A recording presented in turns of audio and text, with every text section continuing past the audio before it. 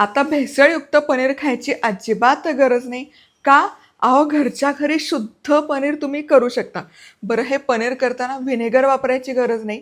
तयार केलेलं पनीर लगेच खायचं का फ्रीजमध्ये किती दिवसांसाठी स्टोअर करायचं, कसं करायचं, या सगळ्या टिप्स सहित ही व्हिडिओ आहे. नमस्कार, मी मधुराज रेसिपीमध्ये तुम्हा सर्वांचं खूप खूप खूप मनापासून स्वागत. नवकोरं करकरीत चॅनल आहे. अरे पटकन सबस्क्राईब करा की. चला, तर आता हे पनीर करण्यासाठी काय करायचं ते बघूया.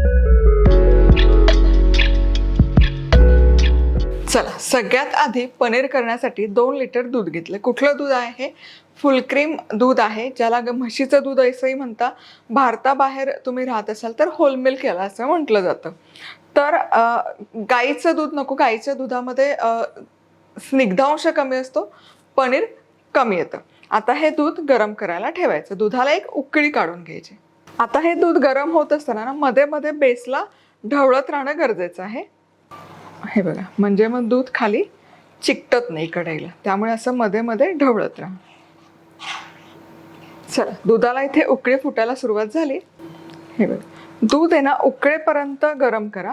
ही अगदी महत्त्वाची टीप आहे. जर उकळायच्या आधीच तुम्ही जर गॅस बंद करून यामध्ये व्हिनेगर, दही किंवा लिंबाचा रस घातला ना तर पनीर हवं तसं निघणार नाही. त्यामुळे दुधाला उकळी येणं फार महत्त्वाची स्टेप आहे. हे बघा, दुधाला हलकी हलकी उकळी फुटायला सुरुवात झाली आणि दूध वर यायला पण सुरुवात झाली. इथपर्यंत आपल्याला हे उकळून घ्यायचं.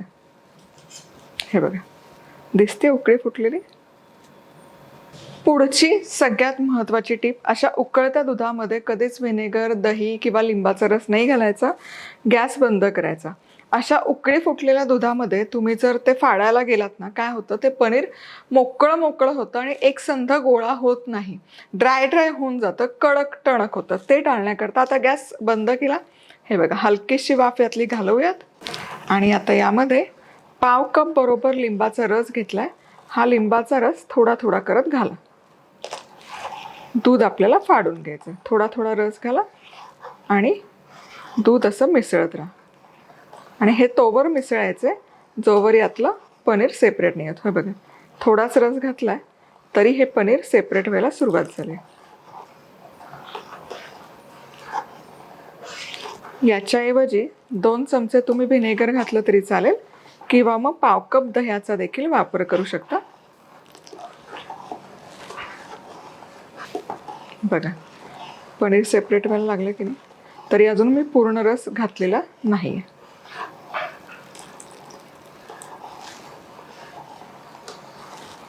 आणि हे एकसारखं ढवळत राहणं अगदी गरजेचं आहे. हे बघा, पनीर आता यातलं जमा व्हायला सुरुवात झाली. गॅस बंद करूनच यामध्ये लिंबाचा रस घातलेला आणि हे एकसारखं ढवळत राहिले मी. बघ, यातलं आता हिरवं पाणी सेपरेट झालंय आणि पनीरही सेपरेट झालंय. परफेक्ट.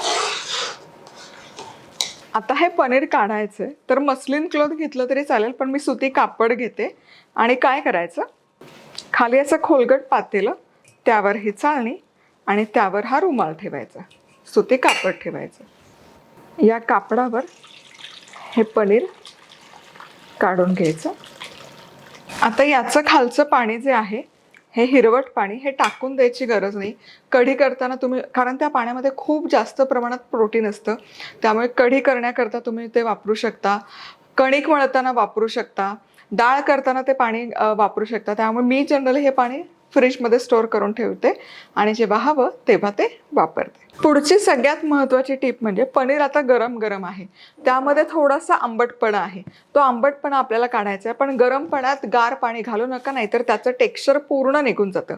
मग करायचं काय, गरम गरम पनीर आहे तर गरम पाण्याचाच वापर करायचा. आता हे गरम पाणी असं घालून पनीर स्वच्छ धुवून घ्यायचं. तुम्ही बघाल, मी गरम पाणीच घेतलंय. कोमट, गार, थंड पाण्याचा अजिबात वापर करायचा नाही. आता पुढे या पनीरमधलं जास्तीचं जे पाणी आहे ते आपल्याला निथळून घ्यायचं. पण हे निथळत असताना त्या पनीरला आकारही देणं गरजेचं आहे. मग करायचं काय, पनीर आहे ना, जितकं शक्य होईल ना तितकं असं यामध्येच मिळवून घ्यायचं. या कापडामध्येच असं एकजीव करून घ्यायचं. बाहेर नका काढू, बाहेर काढून ही प्रोसेस नका करू. गरम गरम असतानाच जितकं तुम्ही या कापडामध्ये त्याला एकजीव करून घ्याल तितकं पनीर आपलं एकसंध व्हायला मदत होते.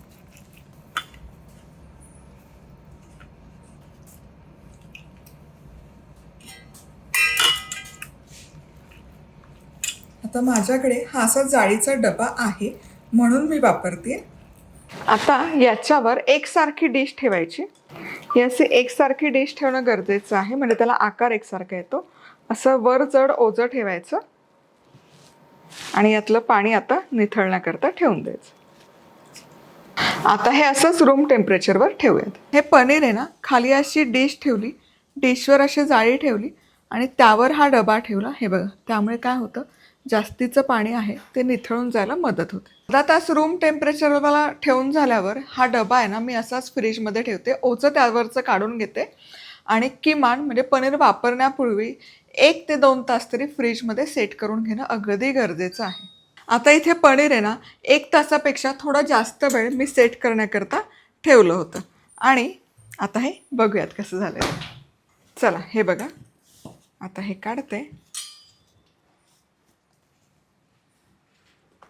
वा, किती सुंदर झालंय बघा, एकदम परफेक्ट.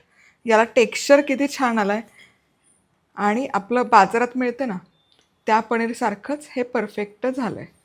आता तिसरी आणि महत्त्वाची गोष्ट म्हणजे पनीर. घरी केलेलं पनीर लगोलग वापरायचं, स्टोअर करायचं असेल तर कसं करायचं.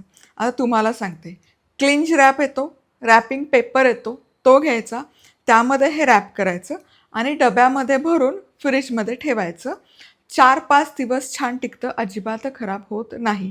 क्लिंच रॅप नसेल तर झिपलॉकची बॅग किंवा छान पॉलिथिन, स्वच्छ पॉलिथिन घेऊन त्याच्यामध्ये भरून, पण ती डब्यामध्ये भरा, उघडी नका ठेवू. 4-5 दिवस अजिबात खराब नाही होत, पनीर आहे तसं राहतं. 2 लिटर आपण दूध वापरलं तर 2 लिटर दुधापासून 300 ग्रॅमपेक्षा थोडंसं जास्त, साधारण 375 ग्रॅम म्हणजे 1.5 पाव भरतं.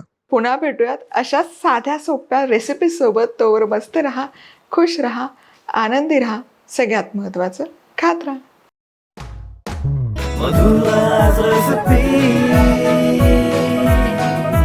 मधुराज रेसिपी, महाराष्ट्राची अस्सल चव.